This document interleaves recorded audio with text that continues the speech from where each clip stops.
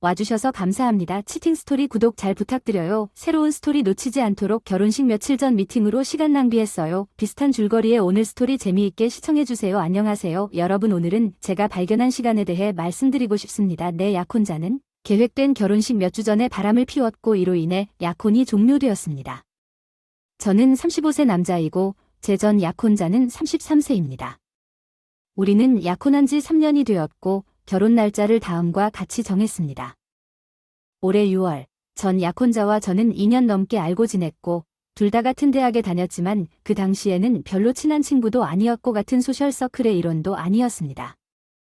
이미 월스트리트에서 일하고 있었고 친구 파티에서 다시 마주쳤고 결국 2년 동안 함께한 끝에 데이트를 시작했습니다.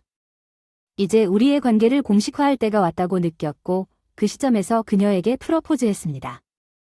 나는 경제적으로 충분히 안정되어 있다고 믿었습니다. 가족을 부양하고 책임을 다하다 처음에는 모든 것이 순조롭게 진행되는 것 같았습니다. 우리는 함께 살고 결혼을 계획하고 있었지만 약혼자의 행동에 변화가 있다는 것을 알아차리기 시작했습니다. 그녀와 가까워지자 육체적인 친밀감도 줄어들었고 내가 로맨틱한 순간을 시작하려 할 때마다 그녀는 계속해서 결혼 스트레스나 두통 같은 이유를 대며 이상해 보였지만 나는 결혼 준비의 스트레스에 대해 이야기할 때 조언을 구하면서 그녀의 설명을 받아들였습니다. 우리 남자들 중 어느 날 밤에 내 친구들에게 털어놓았습니다. 그들 중 많은 사람들이 결혼했고 심지어 일부는 자녀도 낳았습니다. 그들은 그들의 아내도 결혼식 전에 다르게 행동했다고 공유했습니다. 이 기간 동안 신부가 불안하고 불안함을 느끼는 것은 꽤 흔한 일이었습니다. 이 일로 인해 어느 정도 안심이 되었고 나는 그만두기로 결정했습니다. 약혼자의 결혼식 준비를 돕고 싶었지만 직장에서 중요한 프로젝트를 맡게 되었는데 그 프로젝트는 나의 모든 관심이 필요하고 승진에 꼭 필요한 일이었습니다. 나는 약혼자에게 내 우려를 표명했습니다. 그녀는 더 이상 도움을 줄 수 없는 것에 대해 사과하며 괜찮다고 안심시켰고 35세인 내 가장 친한 친구가 우리가 학창시절부터 가장 친한 친구였으며 그도 친한 친구가 되었다고 결혼식 준비를 돕고 있다고 말했습니다. 내 약혼자는 사실 결혼식에서 내 베스트맨이 될 예정이었습니다. 나는 그가 내 약혼자와 너무 잘 어울린다는 사실에 감사했습니다. 나는 내 가장 친한 친구와 약혼자가 결혼식 동안 잘 지내기를 바랐기 때문에 그 사이에 어떤 긴장도 원하지 않았습니다. 그때 내 가장 친한 친구가 힘든 이별을 겪었을 때 그의 오랜 여자친구가 다른 사람과 휴가 중 전화 한 통으로 관계를 끝냈는데 그에게는 정말 고통스러운 경험이었습니다. 전 여자친구와 공유하는 것은 어려울 것이기 때문에 결혼식 준비를 돕는 것은 그의 마음을 사로잡는 좋은 방법이었습니다. 나는 꿈에 그리던 여자와 결혼한다는 사실에 엄청나게 신났고 직장에서 오랜 시간을 보냈음에도 모든 것이 완벽해 보였습니다. 나 자신을 위해서 그렇게 힘든 일을 하는 것이 아니기 때문에 지치지 않았다. 나는 미래의 가족을 위해서도 그 일을 하고 있었다. 그 무렵 나는 오랜 시간 직장에 있었음에도 불구하고 뭔가 문제가 있다는 징후를 발견하기 시작했다. 한 사람은 나보다 늦게 집에 오는데 맨날 어디 가는지 묻기 시작했고 그녀는 그것을 신부 쇼핑이 어려움 때문이라고 비난하면서 막연한 변명을 하곤 했다. 심지어 당신은 이해하지 못할 것이라고 말했다. 그녀가 나에게 거짓말을 하는 것은 상상할 수 없지만 마음속으로는 그녀가 어느 일요일에 나에게 모든 진실을 말하고 있지 않다는 느낌이 들었습니다. 나는 하루 종일 일이나 방해 없이 그녀와 함께 보낼 계획이었지만 그녀는 나에게 가야 한다고 말했습니다. 그녀가 샤워하는 동안 드레스 피팅 침대 위에 있던 그녀의 휴대폰은 계속해서 알림을 받았습니다. 진동에 잠이 깨서 누가 그녀에게 문자를 너무 많이 보냈는지 확인하기로 결정했습니다. 우리 둘 다 서로의 얼굴 아이디를 가지고 있었고 서로의 비밀번호를 알고 있었지만 이상하게도 그녀의 휴대폰이 내 얼굴을 인식하지 못했습니다. 그녀의 비밀번호를 입력하려고 했지만 비밀번호가 틀렸다고 하여 놀랐습니다. 우리는 연애 초기에 비밀번호를 공유했고 별것 아닌 것처럼 보였지만 이제 결혼식이 다가오고 있습니다. 그녀는 샤워를 마치고 나왔을 때 비밀번호를 변경했고 내 손에 휴대전화가 있는 것을 보고 잠시 당황했지만 이내 평정을 되찾았습니다. 나는 그녀에게 비밀번호를 변경한 이유를 물었고 나의 직접적인 질문은 그녀를 놀라게 한 것 같았습니다. 그녀는 응답하기 전에 잠시 시간을 가졌습니다. 자신의 웨딩드레스 사진이 있었기 때문이라고 설명했고 결혼식 날 서프라이즈로 해주고 싶다고 설명했는데 당시 그녀의 설명은 그럴듯해 보였지만 나는 그 사람의 휴대폰을 한 번도 확인한 적이 없다는 생각이 들지 않을 수 없었다. 그녀는 비밀번호를 변경하는 대신 사소한 문제라고 말할 수도 있었지만 다음 날 내가 직장에 있는 동안 약혼자의 가장 친한 친구가 나에게 전화를 걸어 약혼자에게 연락할 수 없었고 그들은 하루 종일 내 마음속에 남아 있었습니다. 나는 그녀에게 내 약혼자가 집에 있을 것이라고 확신했습니다. 나는 그들이 전날 약속이 있었는지 물었고 그녀는 이상한 질문이라고 생각했습니다. 그녀는 나에게 가게가 어제 문을 닫았다가 갑자기 끝났다고 말했습니다. 내 약혼자가 그녀의 메시지에 응답했다고 전화했습니다. 나는 이제 내 약혼자가 나에게 무언가를 숨기고 있고 그녀의 드레스 피팅 약속에 참석하는 것에 대해 거짓말을 했다는 것을 확신했습니다. 나는 단지 진실을 밝히고 싶었을 뿐입니다. 나는 그녀에게 직접 대면하지 않기로 결정했습니다. 일을 하면서 또 다른 거짓 변명을 듣고 싶지 않다. 약혼자의 결혼식 준비를 도와주던 가장 친한 친구로부터 예상치 못한 전화를 받았다. 요즘은 나에게 거의 전화를 걸지 않았는데 그 사람이 사무실에 있거나 약혼자를 돕고 있다는 사실이 깜짝 놀랐다. 결혼식 일로 잡담을 나누는데 잘 지내냐고 물으시더군요.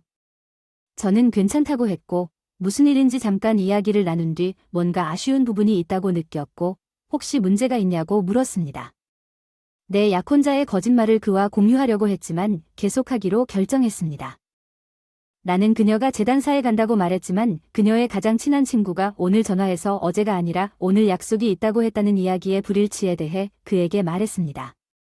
별일 없이 화내고 있다고 장담했는데 어떻게 그렇게 확신할 수 있냐고 물었더니 어제 리허설 때 입었던 드레스 피팅에 내 약혼자가 참석했고 오늘 약속은 내가 입었던 웨딩드레스였다고 설명했다. 아직도 믿어야 할지 말지 확신이 서지 않아서 어떻게 그 사실을 그렇게 확신할 수 있느냐고 물었습니다. 그는 약혼자의 결혼식 준비를 적극적으로 돕고 있고 결혼식과 관련된 모든 사항에 대해 끊임없이 소통하고 있었기 때문에 알고 있다고 설명했습니다. 의심을 잠재우고 약혼자에게 질문을 한 것에 대한 죄책감까지 느꼈습니다. 약혼자와 자주 연락하던 가장 친한 친구가 상황을 더 잘 파악했다는 것이 이해가 되었고 안도의 한숨을 쉬며 나는 모든 것을 직장으로 복구했습니다. 다음 며칠 동안 순조롭게 진행되는 것 같았지만 약혼자는 계속 다르게 행동했지만 우리는 그것을 결혼식의 스트레스 때문이라고 생각했습니다. 그녀는 어느 날 저녁 모든 것이 괜찮을 것이라고 여러 번 안심시켰습니다. 이상하게도 저녁 약속이 잡혀있던 고객 미팅이 이상하게도 내가 늦게 도착해도 실망하거나 슬퍼하지 않는 것 같았습니다. 그냥 괜찮다고만 대답했습니다.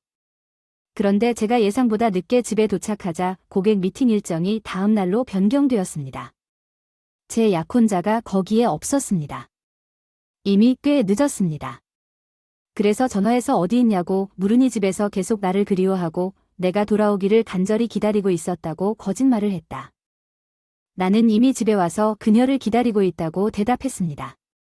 나는 통화를 종료했고 30분 안에 그녀가 돌아왔습니다. 그녀는 식료품과 다양한 물건을 가지고 돌아왔습니다. 나는 설명을 요청할 필요가 없었습니다. 그녀는 다음과 같이 자신을 설명하기 시작했습니다. 그녀는 요리 수업에 참석하고 있었다고 말했고 그것이 나에게 놀라운 일이라고 주장했기 때문에 그녀는 집에 없을 것이라고 말하지 않았습니다. 나는 그녀에게 그런 사소한 일에 대해 거짓말을 할 필요가 없다고 말했고 그게 내 파트너입니다. 나는 그녀에게 완전한 정직함을 기대했습니다. 그녀는 고개를 끄덕이고 나를 껴안았습니다. 나는 그녀를 다시 껴안았지만 이제 어쩔 수 없이 경계심을 느꼈습니다. 그녀에게 키스하려고 했지만 그녀는 식료품을 냉장고에 넣어야 한다고 고개를 돌렸습니다. 약혼자와 그리워하며 진실을 밝히는 것을 임무로 삼았습니다. 무시할 수 없는 일이 너무 많았습니다. 그녀가 최근에 변경된 비밀번호를 나에게 말했지만 합선되지 않았다는 거짓말이 있었습니다. 그러나 나는 그 사실을 밝히기로 결심했습니다. 이 모든 것의 이유 그날 밤 나는 침대에 누워 약혼자의 속임수에 대한 여러 가지 가능한 설명을 고민하고 있었다. 하지만 결혼 전에 이것을 알아내야 한다는 또 다른 잔소리가 있었습니다. 결혼 후 진실을 발견하는 것은 비참한 시나리오가 될 것입니다. 나는 어떻게 해서든지 피하고 싶었고 가장 친한 친구에게 털어놓을 생각을 했지만 그가 이미 다루고 있는 무언가가 나를 방해했습니다. 고통스러운 이별과 나의 의심으로 인한 부담은 그 사람의 정신건강에 공평하지 않을 것이기 때문에 이 조사를 직접 수행하기로 결정했습니다. 특히 우려할 만한 실제 원인이 없는 것으로 판명되면 다른 사람을 개입시키지 않는 것이 가장 좋을 것 같습니다. 진심으로 바랐던 약혼자의 활동을 감시하기 시작했습니다. 집 밖에 있는 CCTV 카메라를 확인하여 제가 회사에 있을 때 누가 오고 갔는지 확인하기 시작했습니다. 아쉽게도 카메라에는 별다른 내용은 나오지 않았고 단지 약혼자가 곧 집을 나가는 모습만 찍혔을 뿐입니다. 아침에 하고 저녁 늦게 돌아온 후 증거가 부족하여 좌절감을 느끼고 무엇을 더 할 수 있을지 고민했지만 전화 비밀번호가 변경된 문제에 대한 해결책이 떠오르지 않았습니다.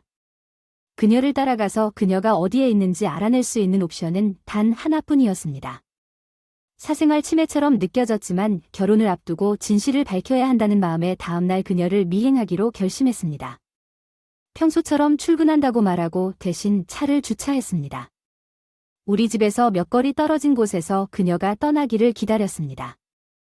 나는 의심을 피하기 위해 차들 사이에 상당한 거리를 유지하고 그녀가 우리 집에서 나갈 때까지 전면 카메라를 통해 지켜보았습니다. 나는 그녀를 미행하기 시작하여 신중한 거리를 유지했습니다. 그녀는 처음에 중고품 가게에 갔다가 그곳에서 시간을 보낸 후 집으로 돌아온 후 플로레스트로 향했습니다. 나는 그녀가 평소의 일상을 보내고 있을 때 그녀를 의심한 것에 대해 어리석은 생각을 금할 수 없었습니다. 그럼에도 불구하고 그녀의 최근 행동은 여전히 내 마음에 남아 있습니다. 나는 그녀가 이상한 일을 하지 않았다고 해서 모든 것이 괜찮다는 것을 의미하지는 않는다는 것을 스스로 상기시켰습니다. 나는 진실을 밝히는데 시간이 좀 걸릴 수 있다는 것을 이해했습니다. 나는 하루 정도 더 그녀를 계속 미행하기로 결정했고 여전히 아무것도 찾지 못했다면 의심스럽습니다. 조사를 중단하고 그날 저녁 집에 돌아왔을 때 모든 것이 정상으로 보였습니다. 다음 날에도 같은 일과를 반복했지만 약혼자는 뭔가 미스라고 느꼈음에도 평소 활동에서 벗어나지 않았습니다. 그녀는 그동안 다르게 행동하지 않았습니다.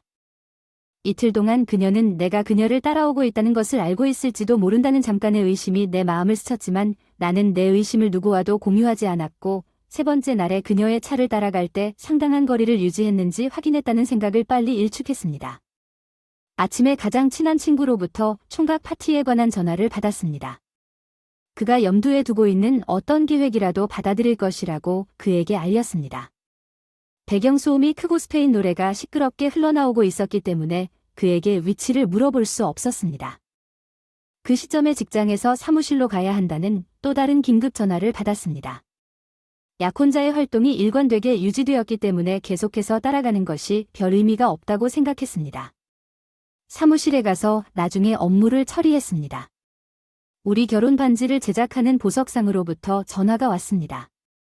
그들은 내 약혼자의 반지 사이즈를 받지 못했기 때문에 나에게 연락했습니다. 나는 약혼자의 반지 치수를 요청하기 위해 약혼자의 번호로 전화를 걸었습니다. 그녀가 전화를 받자마자 나를 놀라게 한 것은 시끄러운 스페인 음악이었습니다.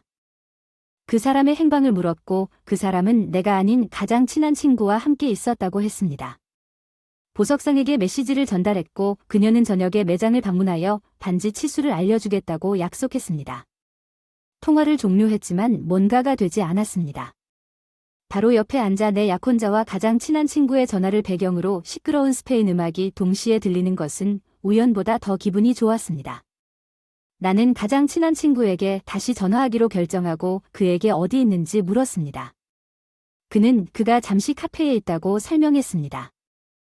고객 미팅에서 그는 이벤트 관리 회사에서 일했기 때문에 그는 내 약혼자의 결혼식 준비를 돕기 위해 자원했지만 배경에서 특유의 높은 웃음소리가 들리자 나는 즉시 그것이 내 약혼자라는 것을 알아차렸습니다. 침울한 기분 내 친구가 갑자기 전화를 끊으려고 핑계를 댔다. 약혼자나 가장 친한 친구가 함께 있으면 거짓말을 할 이유가 없어 보였다. 나는 그들이 결혼식 관련 문제를 함께 논의하며 시간을 보내곤 했다는 것을 알고 있었기 때문에 속으로는 왜 나를 속이겠는가 나는 대답을 직감했지만 받아들일 준비가 되지 않았으므로 쉽게 받아들일 수 없었다. 나는 그날 저녁 퇴근 후 본능적으로 그들과 맞설 수 있는 실질적인 증거가 나올 때까지 침묵을 선택했다. 나는 똑바로 향하지 않았다. 대신 집에 갔는데 가장 친한 친구 집에 갔는데 그 사람 차가 거기 없었어요. 시간을 확인해 보니 6시쯤 됐고 도착하자마자 집으로 갔어요. 시간을 다시 확인해보니 도착하는데 23분밖에 안 걸렸어요. 내 친구 집에서 집으로 돌아오는데 같은 시간이 걸렸는데 그날 밤 내 약혼자가 요리 수업을 마치고 돌아왔다고 주장했습니다. 나는 두 사람 모두 나에게 거짓말을 하고 있다고 확신했습니다. 나는 그것을 내 눈으로 직접 확인해야 했습니다. 집에 들어가자 내 의심을 확인했습니다. 약혼자가 아직 없는 것을 알았습니다. 내 인생의 혼란을 생각하면서 기분을 전환했습니다. 결혼 직전에 있었는데 약혼자가 바람을 피우고 있었고 심지어 내 작은 희미한 비대도 불구하고 가장 친한 친구와 더 심한 관계를 맺었습니다. 내 모든 두려움이 근거가 없었기를 바랍니다. 나는 다음날 최악의 상황을 두려워했습니다. 약혼자에게 계속 섀도우를 했습니다. 그녀는 중고품 가게 방문을 포함하여 평소의 일상을 따랐습니다. 그녀는 정기적인 활동을 했고 증거 부족으로 인해 좌절감이 가중되었습니다. 나는 내 가장 친한 친구가 중고품 가게에 들어가는 것을 발견했지만 이것은 여전히 내 의심을 확인하거나 풀기에는 충분하지 않았습니다.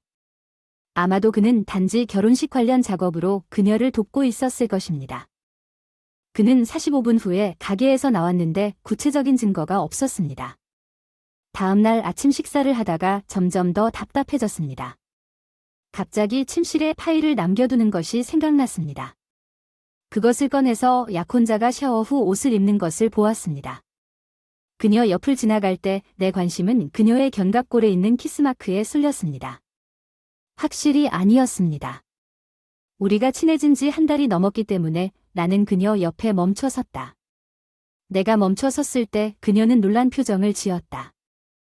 내 손가락으로 히키의 윤곽을 따라가다 그녀를 통해 흐르는 불안한 전율을 떨렸다. 무슨 일이 있었는지 물어볼 필요도 없이 그녀는 어제 자원에서 설명했습니다. 저는 오프숄더 탑을 입고 있었는데 벌레에 물렸어요. 그녀는 시작했을 때 많이 아팠어요. 벌레 물린 게 아닌 것 같다고 의심을 표했어요. 이것은 그녀를 불안하게 만들었고 그녀는 그것이 실제로 벌레 물린 것이라고 주장하면서 계속해서 거짓말의 거미줄을 엮었습니다. 나는 침묵을 지키기로 결정했습니다.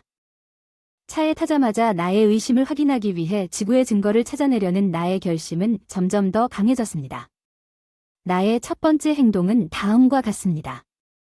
전날 CCTV 영상을 보니 약혼자가 그날 오프숄더 상의를 입지 않았나 의심이 들어서 녹화를 보니 어깨를 완전히 덮는 옷을 입은 모습이 나오긴 했지만 쓸데없는 것 같아서 하루 종일 약혼자를 따라다녔다. 마침내 나는 중요한 것을 발견했습니다. 나는 그녀가 내 가장 친한 친구의 집으로 곧장 향하는 것을 목격했습니다. 그곳에서 그는 함께 들어와 거의 하루 종일 집에 머물면서 포옹으로 따뜻하게 인사했습니다. 초인종을 사용하는 대신 침대에서 함께 찾을 것입니다. 나는 오래전에 친구가 긴급 상황에 대비해준 예비 열쇠를 조용히 사용했습니다. 그는 또한 우리 집의 예비 열쇠를 가지고 있었습니다. 나는 최대한 신중하게 문을 열고 약혼자의 지갑 속으로 들어갔습니다. 거실 소파에서 소리를 따라 나는 소음의 근원지를 향해 살금살금 나아갔다. 나는 소음이 발생하지 않도록 조심스럽게 조치를 취했고 결국 침실문에 도착했을 때 그들의 목소리가 뚜렷하게 들렸다. 내 약혼자는 그날 내가 그녀를 붙잡을 뻔했다는 말을 어떻게 했는지 공유했다. 이제부터 조심해야 할 키스마크를 봤어. 내 가장 친한 친구는 태연한 소리로 대답한 후 그들의 목소리는 틀림없이 치밀한 소리로 바뀌었다. 재빨리 휴대폰으로 유죄 사진을 찍고 조용히 문을 닫았는데 거실에 도착하자 침실문이 다시 한번 열리더니 약혼자가 웃으며 나타났습니다. 그녀의 미소는 나와 눈이 마주치자마자 사라졌습니다. 그녀는 내 가장 친한 친구의 셔츠를 입고 있었고 그녀의 몸은 그 자리에 얼어붙었다. 그녀를 쫓아낸 나의 가장 친한 친구는 나를 보고 얼어붙었고 분노는 나를 소비하여 일관된 생각을 불가능하게 만들었습니다. 나는 본능적으로 가장 친한 친구에게 턱에 펀치를 가하며 약혼자를 향해 돌진하며 경멸을 선언했습니다. 다시는 그녀를 보지 않기 위해 직장으로 향하는 대신 그의 집에서 뛰쳐나갔습니다. 나는 사전 의심에도 불구하고 다른 어떤 에너지도 부족한 채 곧장 집으로 향했습니다. 이 배신은 내가 집에 차를 세우는 순간 내 가장 친한 친구와 파트너를 깊게 상처 입혔습니다. 내 약혼자도 도착했습니다. 나는 그녀에게 내 재산을 떠나라고 명령했지만 그녀는 내 말을 무시하고 눈물을 흘리며 나를 따라와 그녀의 말을 들어달라고 간청했습니다. 나는 그녀가 그들의 행동을 정당화할 수 있는 말이 아무것도 없다는 것을 이해했지만 호기심이 생겼습니다. 내가 더 나아질수록 그녀는 말을 하려고 하는 나의 의지에 처음에는 주저했지만 내 가장 친한 친구가 헤어진 후 우리 결혼식을 계획하기 시작했을 때 모든 것이 시작되었다고 설명하기 시작했습니다. 그녀는 단지 그 친구를 위로하고 있을 뿐이라고 주장했습니다. 황폐한 일이 다른 일로 이어졌고 그들은 키스를 나눴습니다. 그녀가 자신의 이야기를 이야기하면서 흐느끼는 것 이상은 아니었습니다. 나는 당신이 그와 함께 자면서 그가 계속 나아갈 수 있도록 돕고 있다는 격려를 표현할 수밖에 없었습니다. 그녀는 거친 어조로 내 목소리에 날카로움에 움찔했지만 계속해서 사과했고 내 용서를 얻기 위해 무엇이든 하겠다고 약속했습니다. 그녀는 우리 앞에 놓인 인생에 대해 이야기하면서 한 번의 실수로 모든 것을 망치지 말라고 애원하면서 말할수록 더 많이 말했습니다. 내 분노는 커져갔다. 마치 사소한 일인 것처럼 그녀가 그녀의 불륜을 용서하기를 기대하는 것처럼 나는 그 순간 쉽게 관계를 끝낼 수 있다는 생각이 떠올랐고 거기에서 결혼식 취소를 발표했습니다. 결혼식이 5일 남았거나 또는 나는 내 약혼자와 내 가장 친한 친구가 그들의 배신으로 인해 정말로 고통받게 만들 수 있었습니다. 나는 내 약혼자가 그녀의 주장을 더욱 변호할 수 있도록 후자의 옵션을 선택했습니다. 그녀는 나에게 아무것도 취소하지 말고 독신 생활을 즐기라고 촉구하면서 그 시점부터 모든 것이 완벽할 수 있다고 확신했습니다. 그녀는 파티가 일생에 한 번뿐이라고 주장했습니다. 모든 손님이 총각 파티에 참여하기 위해 일찍 도착하는 기회였습니다. 그것은 완벽한 계획처럼 보였고 저는 아무것도 취소하지 않기로 결정했습니다. 약혼자는 무슨 일이 일어나고 있는지 믿을 수 없었을 것입니다. 나는 그녀의 부정행위를 용서할 수 없다고 생각했고 그녀의 가정은 옳았습니다. 총각 파티 날에 사기꾼이 어떤 결과를 기다리고 있는지 알아낼 예정이었습니다. 나는 가장 친한 친구를 다시 만났습니다. 그는 대신 우리 집에 오라고 주장했습니다. 그는 파티가 열릴 클럽으로 곧장 행할 것을 약속하며 들어오자마자 사과하기 시작했고 약혼자와의 관계를 위태롭게 할 의도는 전혀 없었다고 말하면서 나는 두 사람 모두를 용서했다고 말하면서 모두가 용서해야 한다고 강조하면서 그를 안심시켰습니다. 내가 그들에게 두 번째 기회를 준 것은 실수였다. 나는 그와 함께 파티 장소에 가서 다른 친구들과 어울렸다. 아무도 내가 단지 겉모습만 꾸미고 있다는 것을 의심하지 않았고 결혼식을 끝까지 마무리할 진짜 의도도 없었다. 내 약혼자는 결혼식까지 부모님 집에 머물며 밤새도록 인생 최고의 시간을 보냈고 나는 그녀의 배신을 기억하지 않고는 그녀의 얼굴을 볼 수 없을 것이라고 생각했습니다. 내 가장 친한 친구가 드레스 리허설에 드레스 피팅을 하고 있다고 나에게 전화했던 날 그녀가 그와 함께 있었기 때문에 그것은 거짓말이었고 그들은 내가 가게가 문을 닫았다는 것을 확인한 그녀의 가장 친한 친구와 이야기했다는 것을 알았을 것입니다. 결혼식이 취소된 이유에 대한 진실을 모두가 알 수 있도록 저녁 식사 중에 모든 것을 끝내겠다고 약속했습니다. 내 약혼자는 그녀의 부모님과 함께 저녁 식사에 참석할 것입니다. 나는 미리 장소에 도착하여 프로젝터를 준비했습니다. 직계 가족과 가장 가까운 친구들을 포함하여 직원 손님들이 도착하기 시작했습니다. 트위스트에서 주례사가 계획보다 조금 늦게 도착하도록 구성했습니다. 약혼자는 주례사 부재에 대해 걱정하기 시작했지만 나는 미소로 그녀를 안심시키고 괜찮다고 말했습니다. 그런 다음 나는 주례를 기다리는 동안 결혼식 참석자가 중요한 이야기를 나누었다고 모든 사람에게 알렸습니다.